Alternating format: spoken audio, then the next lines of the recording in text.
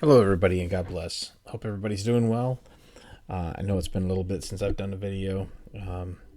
Just a lot of things going on. But regardless, everything's happening. Of course, we have the bombing of Israel that's occurred since the 14th of this month. And I don't know if any of you have Red Alert. I have Red Alert, I think, on my phone, and it just keeps going off and off and off. But with that, I was inspired to do this video about Isaiah 17 and called the Damascus Moment or something to that effect. I was talking with a friend, Tim. You might know his channel, Tim Foster 405. We were just comparing some things, and it just struck a chord with me to go explore this chapter.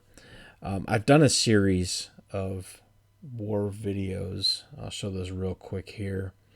So if you want to check them out, you can. And I do talk about Isaiah 17 as a type of a kickoff event. However, the Lord showed me much more with this video. So it's these videos here, World War III Biblical Possibilities. And but He's shown me so much more since then. I'd also encourage you, since this is up here, this is going to tie in directly with Syria, the beginning. And those videos are located right here. Syria, the beginning, part 2, and Syria, the beginning. I didn't label it part 1. This one's really creepy. It's got this entity behind Obama. You can see it when I take the cursor off of it. In the White House window.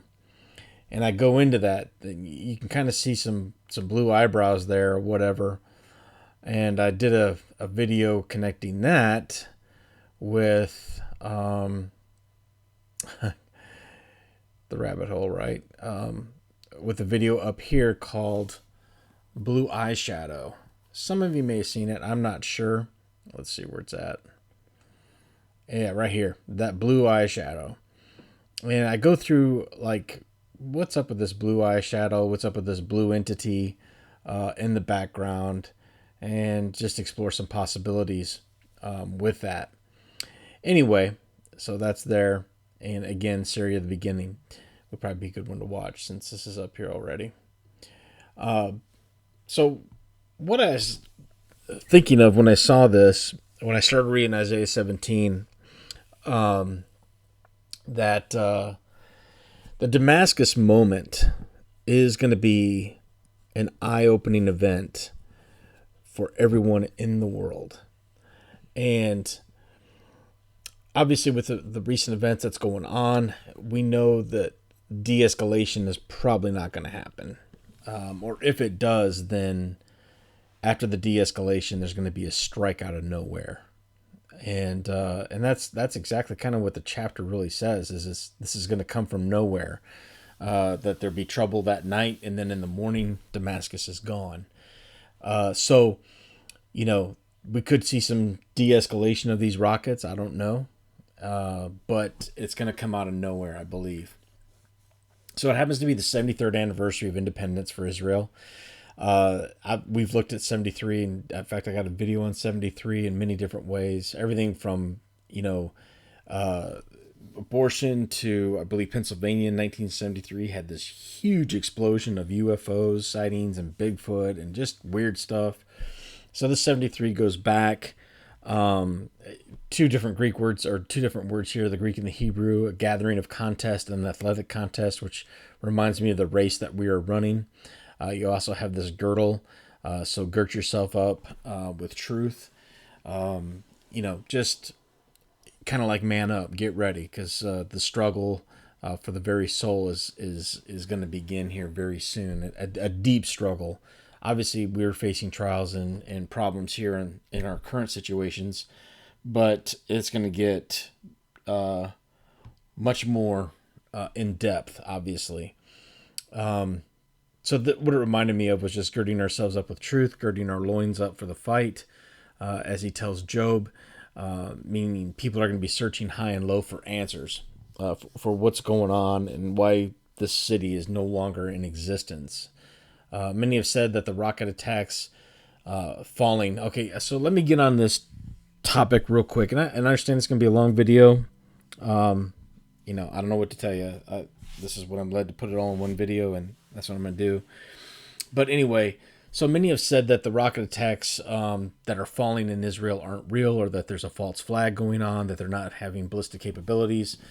So I'm going to address this first, so that way it's out of the way, and hopefully we don't have too many comments about it, but we'll see. Just keep the comments respectful, or I'm very quick to delete people. I'm very quick to block people. If you're going to make a comment, please use scripture. Please speak in a manner, type in a manner, communicate in a manner that's worthy of a child of God. I'll just put it that way. I won't tolerate anything else. Anyway, so understand that the people of God is Israel. Okay. We like to think of Israel, and I see some profile pictures. I stand for Israel, this, that, and the other. Israel and the United States are almost identical in what's going on. In other words, you have a group of people, that are falling away from the Lord, falling away from tradition, falling away from things. Tel Aviv, the whole, homosexual craze, is going nuts over there. But you also have a corrupt government as well. And, that's just how it is. And I'm going to explain that to you in as plain as way as I can. God put Israel on the map, obviously, to build a nation, to show us what it takes to have a nation to follow him. His laws, his statutes, and he's purposed leadership. And we know that with Moses, with Joshua, all these people that have, David, all the leadership that's come in there. Nobody's perfect. Nobody is perfect. But this is not the Israel that we should be concerned with. Okay. The country in the USA are a lot alike. Prophetic words have stated that we are spiritual Israel. The best way I can say to cut to the chase on this is let's talk about Jesus and Israel. Okay, let's just lay that out on the line and say, what was the interaction with Jesus and Israel? So, what I found is this. Essentially, when you read the Bible, this is what you find. Jesus was found with the people or the government. Who did he hang with? Who was he with? Who did he talk to? Who did he heal? Who did he inspire? It was the people. The government was completely against him. Did he show love and compassion for the people or for the government? It was for the people. He wanted to bring them in. He wanted them to know the way, the truth, and the life. All right. The government, again, completely against him, turned against him, set him up for failure or a success for us and in his sight. But they thought they were killing a blasphemer. Did he call out those in positions of authority? He absolutely did. Matthew 25, I believe, is a very scathing paragraph or chapter from Jesus calling out those in positions of authority over Israel, the synagogue, the Pharisees, the Sadducees. What was the government of Israel guilty? Were they guilty of a deception? Absolutely. They paid off the Roman guards to say, hey, tell us, you're going to say that the disciples came in and stole the body, so it made it look like a resurrection. Another good thing to look at, and it doesn't really pertain to this case exactly, but if you look at Daniel's, I believe it's called Baal the Dragon, how they set up this elaborate temple of this Baal god, and he exploits it. He's like, look, you got priests and ministers back there taking the food, kind of like a Wizard of Oz type of event. How the Oz is behind the curtain making everything happen. So yeah, of course, they were guilty of deception, and they deceived their people to give them money. They deceived their people they were hypocrites. So who do all the governments of the world belong to? Not just all of them, but Israel. All of them belong to Satan. Now that you have a hint, we know the Bible tells us that the world is going to hate Israel. Okay? Why? Why will the world completely hate Israel? Well, are they going to get caught up in a well-played deception? Are they going to get caught launching rockets on their own people? Maybe. I don't know. But the Bible tells us that Christians will also be persecuted, which is obviously a form of hate. You can't really persecute. I guess you can persecute a nation, and that's pretty much what's going to happen because all the other nations are going to gang up on them. So if you have the two parallels here, the churches of today, what do they preach? Do they preach truth? Do you think when the events unfold that do not go their way, that the preacher's going to get turned on? So all these Christian people are going to turn against these churches and pretty much hate Christianity because we're going to be looked at the ones that brought this on, or another reason will be you never taught us truth, all these different things. So these two parallels going on with the church and Israel, both hated, both persecuted, both, we're out here speaking the truth, but it's not getting out, so to speak. Okay. So as the country, the government, is it built on lies and deception? Just like we'll take, for example, let's see, let me pause it. Joel Osteen, that was the name I was thinking of. So, now these people are going to believe that they've been lied to this whole time. The last place they're going to want to look is Christianity, and they're going to persecute the Christians because of it.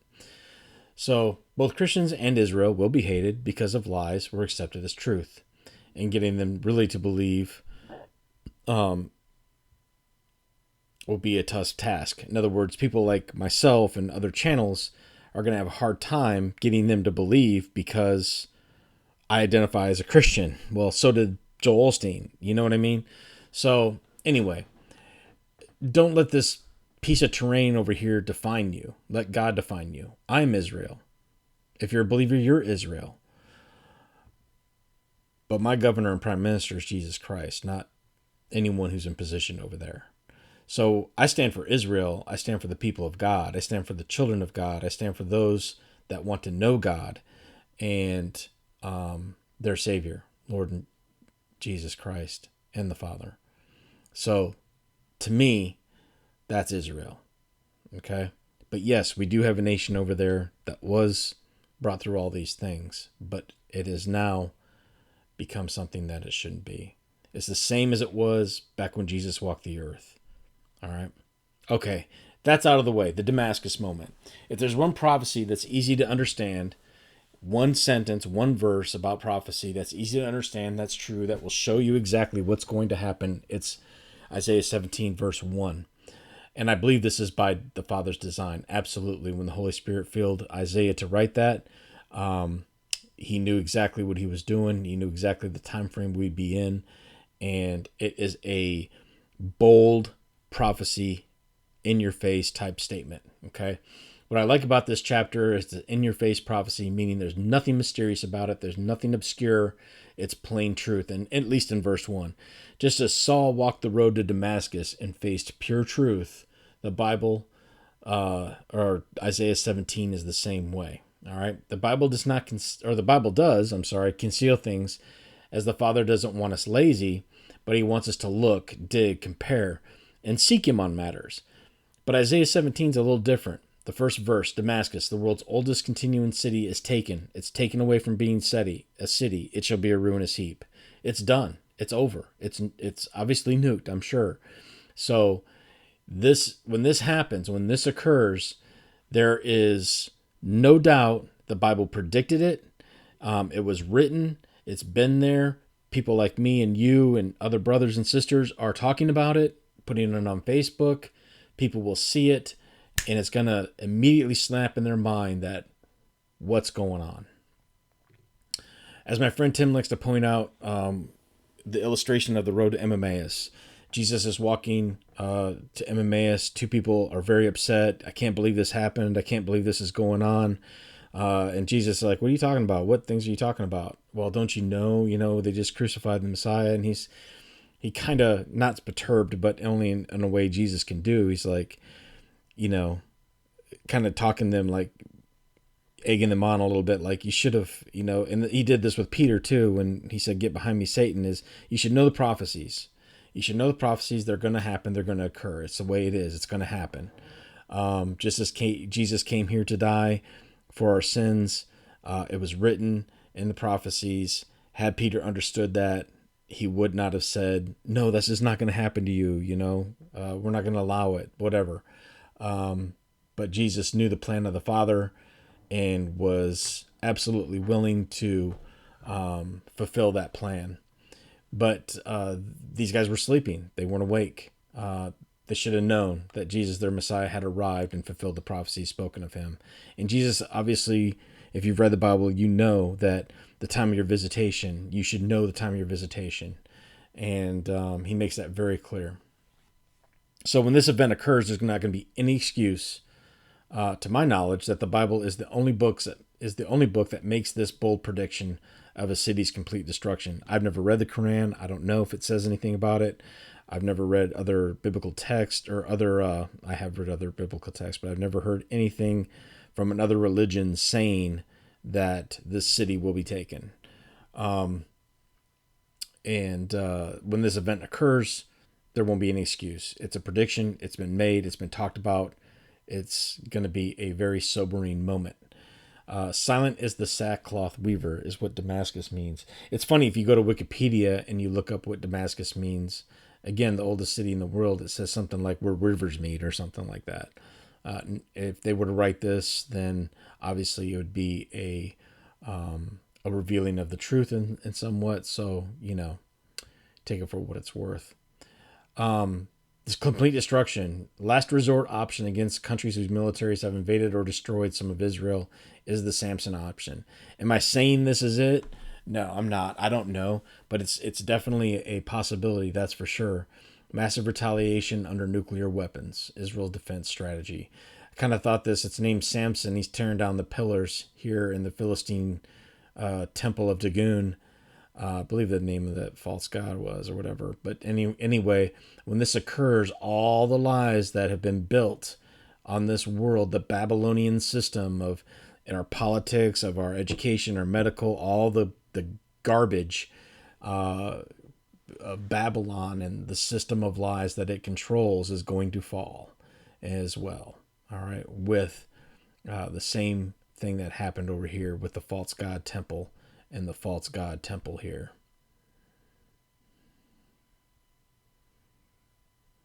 So as you can see, the whole system of lies will begin to fall and have nothing to uphold it. When Jesus appeared to Saul, Saul had it going on. He's been commissioned. He's got a good amount of money. He's told to go out and hunt Christians, which is something he loves to do, obviously. He's promoted. He has people under him. He's given a charge. He's have everything he needs at his disposal. All he's got to go do is what he loves to do. Kill Christians. Persecute Christians. In his mind, he was doing God's will. He's living his life. He's driven. Going to go do this. And it's everything's going great for Saul. From my experience in growing with the Lord, Saul represents those who are completely lost. They have no idea what truth is. They are as far from Christianity as you can think. There's something in the world. They are definitely something in the world. People look up to them, like them, will align themselves with them, whatever. But their soul is completely lacking. And when Damascus occurs, they're going to turn around completely, 180 degrees, and they're going to see truth. And that will be their Damascus moment. Those guys, I'm going to get off my little paragraph here, but those guys are going to be extremely powerful for God, as was Paul, who wrote over half of the New Testament. And they are going to be an instrument for the Lord in a mighty, mighty way. Because they are going to come to the realization that I came to, that this life is meaningless without Christ and without doing his will and without following him. It is completely meaningless. Everything passes away. So Paul comes face to face with the truth, the realization of the Lord. These people will feel, they will put them completely on fire. And this goes back to, I'm not going to get into it in this video, but you look at the palms and you look at, it basically means, just on fire. These are the ones that will be absolutely on fire for the Lord. their Damascus moment. In Isaiah 17:7, in that day man shall look to his maker, and his eyes shall have respect to the Holy One of Israel. Same thing happened to him. He looked to his maker and had respect for the Holy One of Israel. I love how Jesus, when he appears to him, he doesn't say much. He's just like, why are you beating up my followers? What are you doing? And he's just like, what? It's an amazing story. I love that story. So this is verse 7. In verse 8, it continues that man will give up on his material things, the things that he has made with his own hands. Obviously, Paul did this as well. He went to the straight street where his eyesight was restored. He was able to see physically, but more importantly now spiritually. The past worldly success is now gone. It's vapor. It's disappeared. He now has meaning, a purpose, and he's on a spiritual mission focused on the Lord. Note how carefully the words that Isaiah uses here is maker. He sees his maker. All right, he didn't say he looked to his Lord. He'll look to his, he'll look to, whatever. Just says maker. And I think that's just amazing choice of words, because all past preconceived notions of life, evolution, Buddha, Muhammad, aliens is out. He knows who he's talking to. All right. He knows who his creator is. There's no doubt in his mind.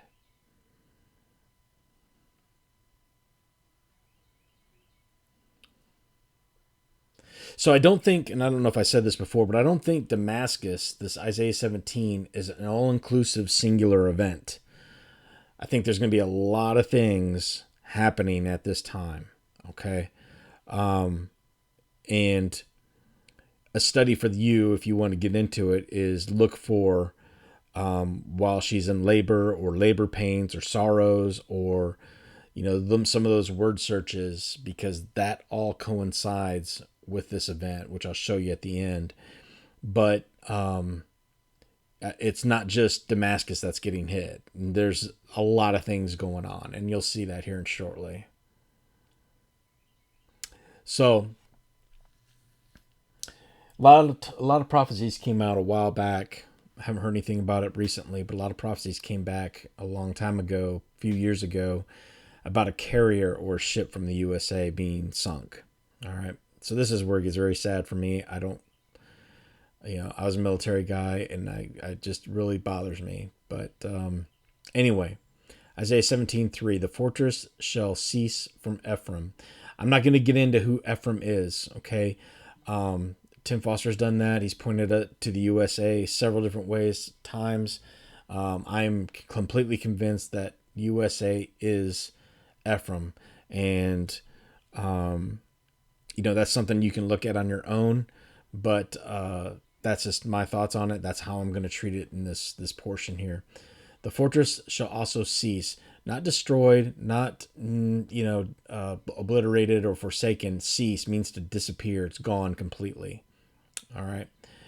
Now, first off, you have to decide, well, what's a fortress? Well, fortress, if you look at the word, it's a castle, fortification, fortified city. Kind of goes along with that in the concordance. It does fit the bill of something that could be on land, but it also fits the bill of something that could be on sea.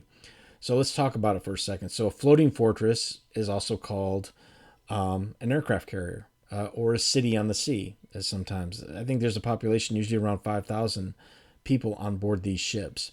George Orwell in 1984 called them floating fortresses. He says he described huge military bases called floating fortresses, which guard strategic spots of the sea lanes. Now, keep this in mind. Strategic spots on sea lanes is very important. Okay, we'll talk about it here in a little while. But anyway, so that's just one, we'll chalk that up as a one clue. Another clue is Discovery Channel came out a while back about the carrier, the fortress at sea. You also have, just different pictures that depict it as a fortress at sea. These are some cutouts from prophetic words that I have that perpetuate this thought process on this verse. So, prophetic alert, I saw an aircraft carrier sink. 8 prophetic voices seen aircraft carrier hit and sink. This is an article from a, not sure what source it was. It was an article interviewing a general from Iran saying that they are using top secret weapons that can sink U.S. warships with everything and everyone on board. Another one, a separate article, aircraft carrier sinking, warning dream. That was another prophetic word. So those have all came out as warnings. And, I'll call this one, this article, call it a sign. And I had 2 different articles on this.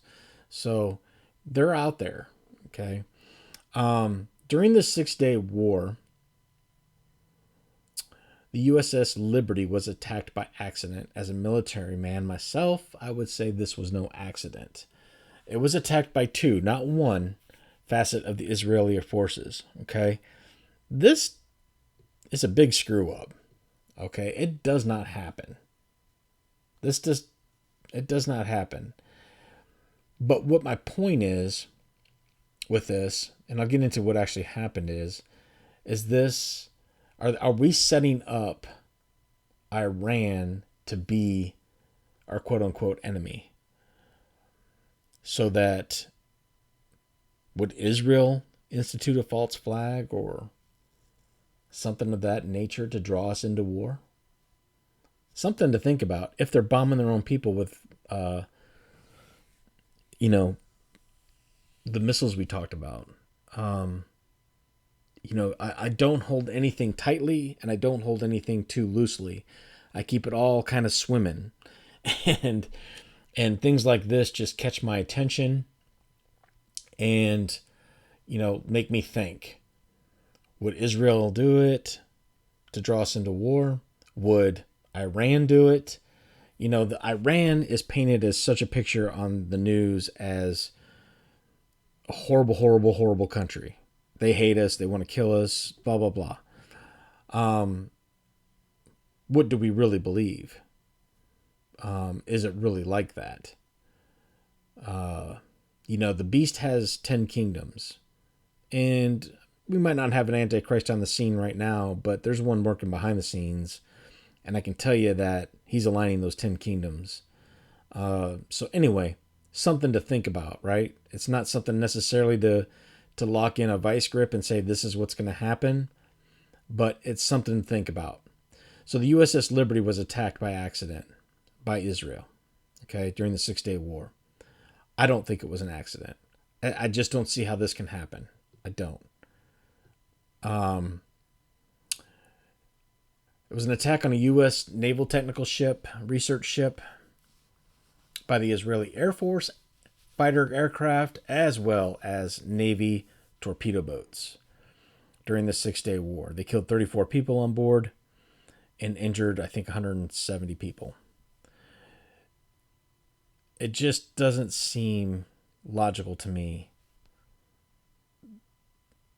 that 2 separate groups, Air Force and Navy, would attack this ship as without some sort of knowing what they were doing.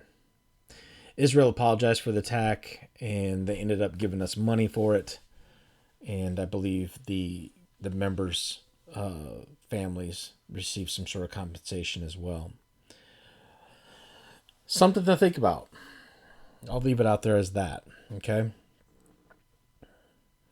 The remnant that's in Syria at the time when Damascus is destroyed, and also the kingdom. So the kingdom's going to be, Assad, all those guys going to be destroyed. But the remnant of Syria will be like the glory of the children of Israel. And I thought of immediately the guys in the fiery furnace. They're going to be divinely protected by Psalm 91. The glory of the children of Israel, put in the fiery furnace in Babylon. Psalm 91, 1,000 may die at your side, 10,000 at your right hand. Seems to fit perfectly in this scenario. This also tells me that this strike will have 0 warning as people have not fled the area. Now, later in the chapter, when we start to unravel the chapter a little bit, you'll see people leaving and running, leaving cities in droves.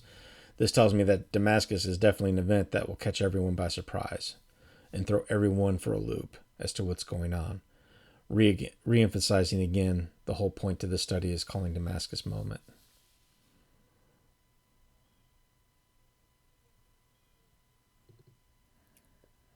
Okay, so this verse had my attention for a while.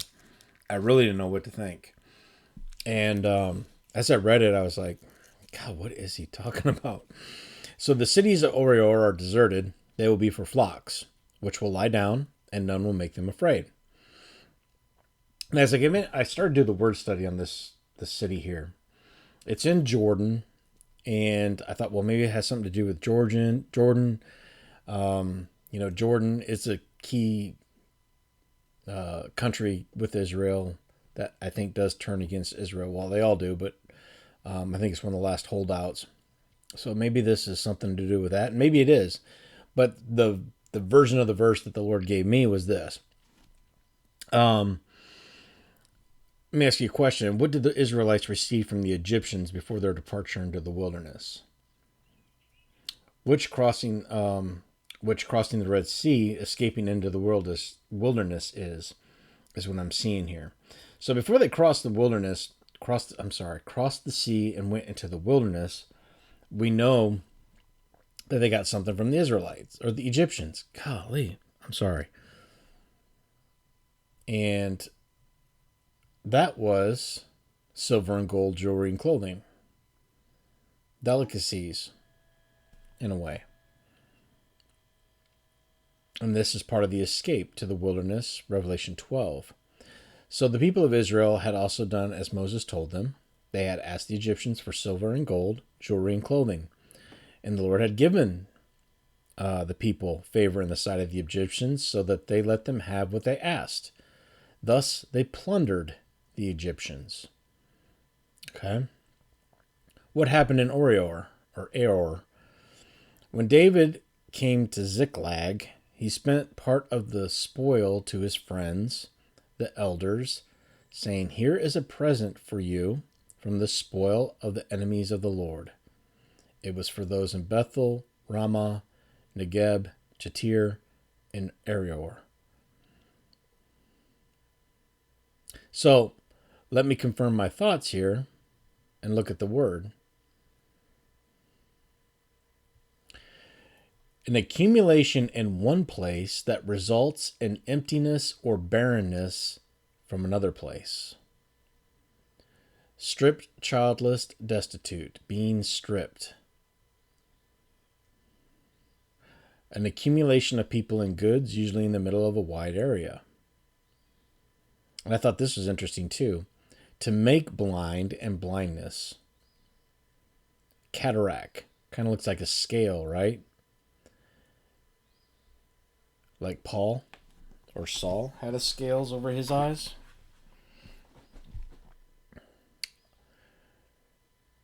To rouse yourself, blah, blah, blah. Excite, believe, bear. Anyway, this tells me that this is going to happen here on earth for us. Because what's a flock? We're part of a flock. So these are new flocks, so they will be for flocks. They've taken spoil, given it to the flocks. They're going to lie down and rest, and none shall make them afraid. Are these people that are waking up going to receive these? I'm sorry, guys, I dropped something.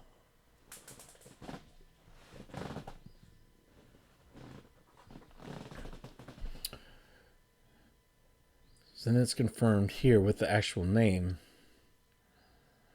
So the Lord knows we've been taken captive by this wretched system, and yes, he's going to judge, but he's also a God of mercy, and I think what we see here is exact truth. Spoil is going to be taken from the elite and given to the flocks, and they will receive sight, and those unrepentant will receive blindness, opposite of Saul.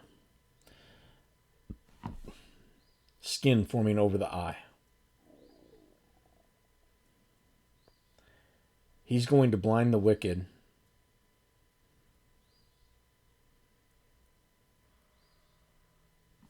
opposite of Saul. Just as Saul, he got blindness, he went and repented, and thus he received his sight again. Their wickedness will now increase, but the Lord's flocks will rest, and none will make them afraid. I thought that was pretty cool.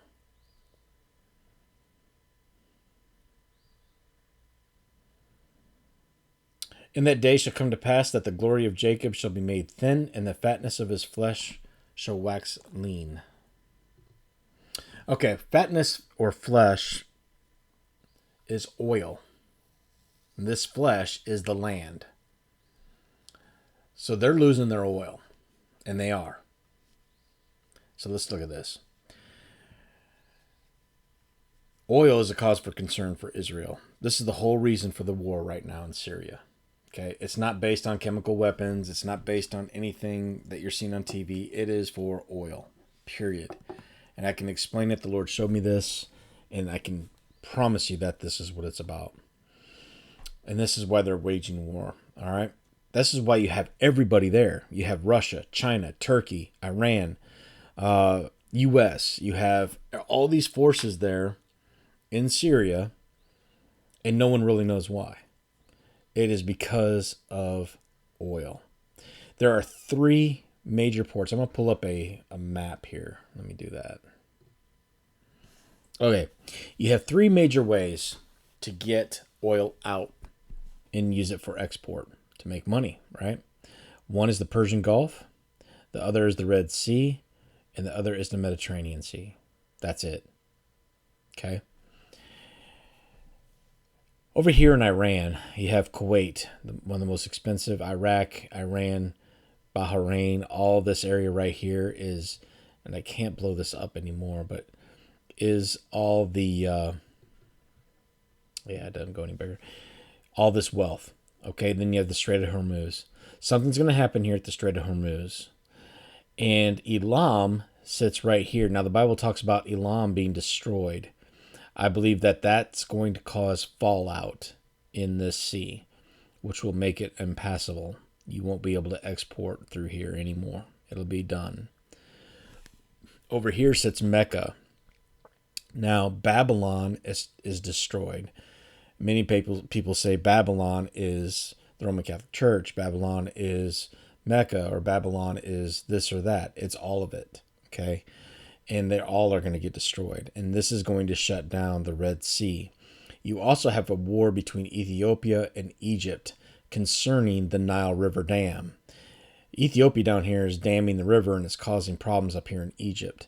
So they're going to probably have issues back and forth here as well. I think they come to agreement. I'm not sure. I'd have to look. But that's going to shut down this Red Sea. All right. Again, Mecca sits very close to the ocean.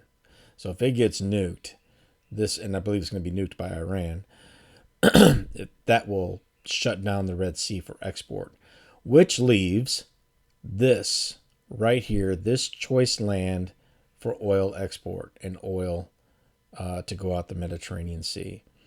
You have Russia up here in the Black Sea trying to gain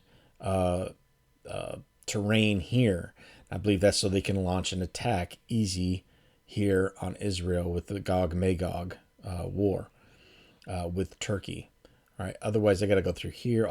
There's just no territorial way to do it unless they can launch from here. Essentially, if they put ships in the Black Sea, they'll be able to reach.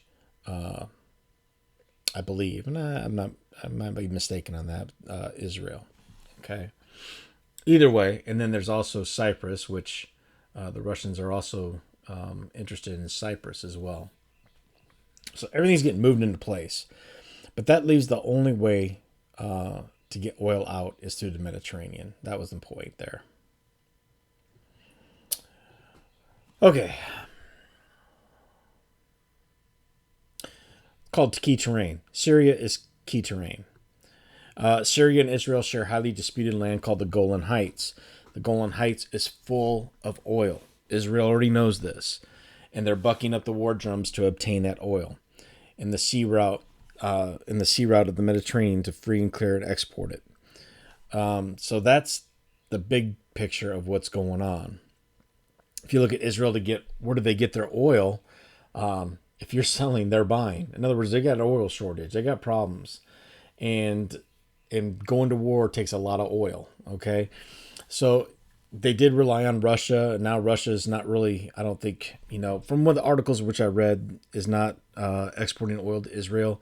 They get it from a peace treaty that they signed with Egypt, but Egypt also has they're kind of shorting them on the oil as well, but they get a lot of it from the Sinai Peninsula there.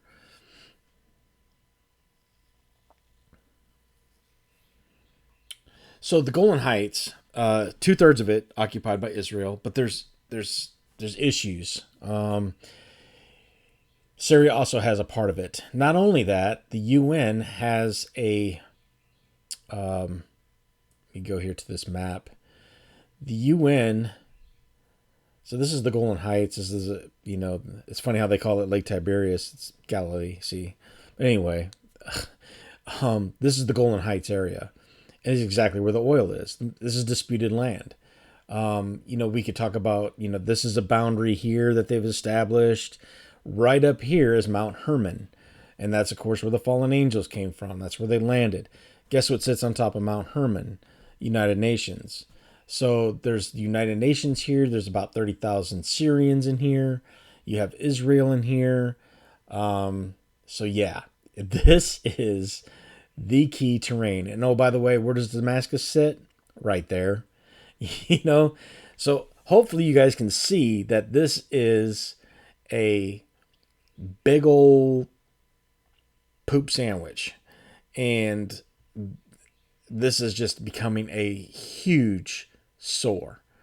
And they want to acquire this, obviously, for the oil. And there's articles upon articles of Golan Heights oil you can Google and search for. I think up here I kind of get into, I don't want to waste a whole lot of time here because you can download the document and look at it yourself. But they use 3/4 of it is imported oil from the Kurdish area, Iraq. They get some from Iraq, that's true, but also Egypt. And but as the constraint of the rise of Islam goes greater, they're cutting them off, because if they can cut them off, then that they can't use it for war. So it's kind of smart thinking by the Arabs, cutting them off with the oil, then they can't fight. So that's why, obviously, this area is huge, and why they want it is so that they can go to war. In that day shall strong cities be as a forsaken burrow, and the uppermost branch, and they left because of Israel, and there shall be desolation. The tension is at an all-time high. Every country almost, there will be rumors of war. At this point, a breach for wars will definitely be open. Nation will seize this opportunity to wage war against their enemies. Strong cities, we talked about how many different cities are also included in this. Not necessarily attacked maybe, but definitely, very strong, like, oh my gosh, what's next? What's going on? Who's going to attack next? Are we in trouble? But it says here, I believe this verse is saying to the people will leave the cities in large droves. I believe they're going to get out of this large cities. This is how God has mercy. I mean, he's going to destroy New York. It is going to happen. And I believe this is how the Lord is speaking to them about get out. And it says here, because they left because the children of Israel. And I wonder if that's because of warnings that we've been giving. I don't, it's just something that's nice to think about. Maybe due to the warnings that have gone out in the past. With this, obviously, a lot of looting and rioting, all this stuff. Our domestic issues are going to be on the rise, and it's going to go to a whole new level. It's going to become an every man for himself type scenario. Not necessarily war exactly on our soil yet, maybe, but definitely on the horizon. Now, this verse right here still has me a little slipped up, but I think I got some of what's going on. So we talked about how those who are having Saul to Paul moments are happening. People are waking up. Some are going to completely forsake the Lord and the Father and Jesus, because thou hast forsaken thy God of thy salvation, and hast not been mindful of the rock of thy strength. We know that's Jesus and the Father. Therefore shalt thou plant pleasant plants, and shall set it with strange slips. So let me read this because I had to kind of go into the concordance and look at everything here. These will be those who do not look to the Father or Jesus Christ for refuge during this time. The planting of the pleasant plants set on strange slips, that should be slips, I'm sorry, will be the beginning of the great deception of the fallen. Strange slips is adultery to another branch or vine. Okay, we know that Jesus is the true vine, and we are his branches that bear fruit. And this phrase or verse, plant, means to fasten or hold on to and establish. The fallen may not be on the scene as of yet, but I feel that there will be some sort of informational release about them as to them being our saviors or brothers. This information will cause others to look to them and not to the Word of God. Perhaps the children at this point have been removed, as Tim Foster likes to talk about in his videos, which could be, which I definitely think is going to happen. I don't know when, but it's definitely going to happen. So maybe the children have been removed at this point, and the lying government will come forward to say that the alien brothers have removed them to safety. Either way, they have forgotten about the Lord and not relied upon Jesus. They are looking elsewhere. This verse actually goes on saying that this fallen relationship will grow quickly, but with its quickness, the harvest of souls will bring a day of grief and sorrow to them. So I know there's much speculation with that, but that's what I gathered from the concordance, is that these are the fallen, that they are starting to look elsewhere. And I belong to a few like alien pages on Facebook just to help share the gospel. Like, hey, you might want to look at this or look at that. And they are like just on pins and needles waiting for the aliens to show up. It's ridiculous. So I can imagine something happening, them maybe doing a quote unquote good thing by taking the children, and which of course the Lord has actually taken, not them, and getting support from those who no longer look to the Lord or to Jesus Christ, and they have planted these, made these, what were they called? These plants. So it's a fastening is what it comes back to, with an adulterous. This is an adulterous vine. So anyway, something to think about. That's what I gathered from that verse. This is pretty self-explanatory. The United Nations shall rush like the rushing of many waters. Everyone's going to rush to the UN, what's going on. I can imagine the chaos that's going to be happening in there. God will rebuke them, and they shall flee far off and be chased as the chaff of the mountain before the wind, like the rolling thing before the whirlwind. Now, this is where it gets pretty interesting, and that's why you need to watch the other videos. It shall be when the harvestman gathers the corn and reaps the ear with his arm, and it shall be he that gathers the ears in the valley of the Rephaim. Our nation under Barack Obama came forward and announced the U.S. involvement in Syria on September 10th, 2013. On the 8th of September 2013, there was a sign in the heavens that appeared matching this scripture exactly. A harvestman gathers ears with his arm using a sickle. The sickle and the new moon are almost identical. Okay?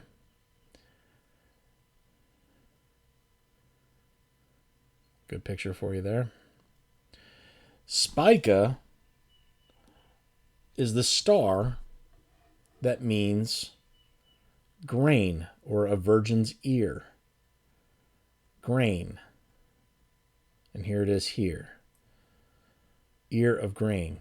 Spica. Now, you've all seen this symbol before. You see it probably all the time. But this, I believe, is, quote-unquote, the rise of Islam against Israel. Is the Lord telling us to watch for a new moon? Well, we'll get to that in a second. But you see the sign here. I'll show you the actual sign that occurred. September 8, 2013, Spica, new moon, sickle. Obviously, that's the sign of Islam.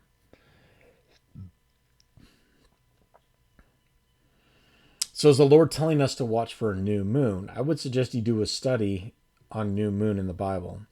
When you do a search of it, all right, some interesting verses show up. First, you have an interesting story about David and Jonathan on a 3-day where he hides as a reference during the new moon. Psalms 81 has a very telling verse of blowing the trumpet, removing the burdens from Joseph, and the Lord telling his people to listen to him. The most profound to me was Isaiah 66, in which is Israel being born in a day before the trial has come, before her pains came. The nation is born. So that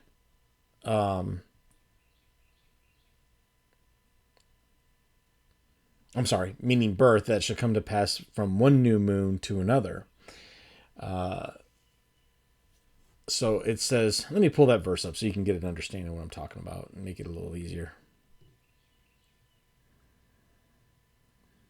So this is people that don't like to look at a pre-trib rapture will totally disregard this. To me, it's as plain as day. Before she travailed, she brought forth. She delivered a man-child. Before she travailed and brought forth a man-child. Who's heard of such a thing? Who's seen such a thing? Shall a nation be born in one day? For as soon as Zion then travailed, she brought forth her children. Okay. Anyway, come down here, and it talks about this all these events that are occurring. But you come down here, and it says, and it shall come to pass from one new moon to another. So it started with a new moon. Is it going to finish on a new moon? Something to think about. And then in Colossians 2:16, new moons are a shadow of things to come. Anyway, what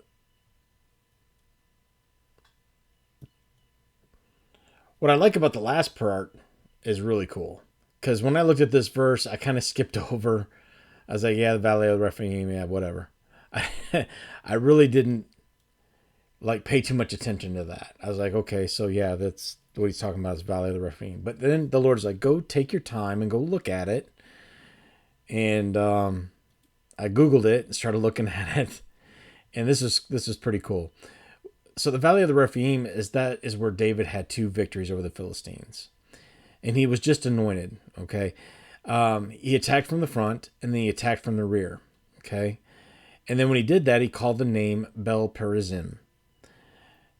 And David came to Bel Perazim, and David smote them there, and said, the Lord has broken forth upon my enemies before me, as the breach of waters. And then he called that name Bel Perazim.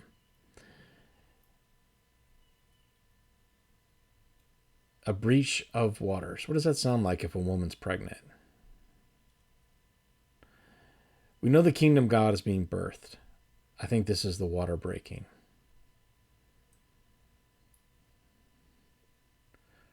Rupture of membranes. The rupture of the amniotic sac occurs either during or at the beginning of labor. So we're going to be facing some serious labor pains. Breaking of the water breaking as the breach of waters. Now, we know that's also in Revelation 12. The serpent cast forth out of his mouth as a flood after the woman, that he might cause her to be carried away with the flood. A flood of water, a flood of people? I don't know. And the earth helped the woman, earthquake, and the earth opened up her mouth, earthquake, and swallowed up the flood.